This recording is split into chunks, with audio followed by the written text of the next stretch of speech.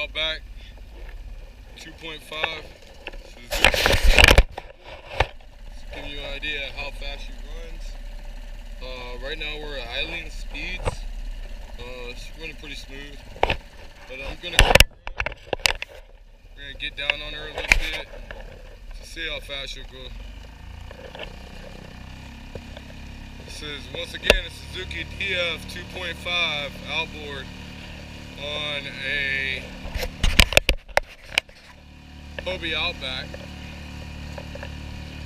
See, I mean, this is about just till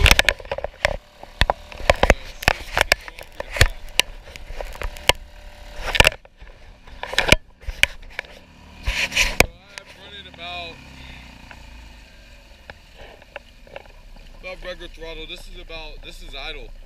This is about what I troll at when I'm trolling deep in the ocean.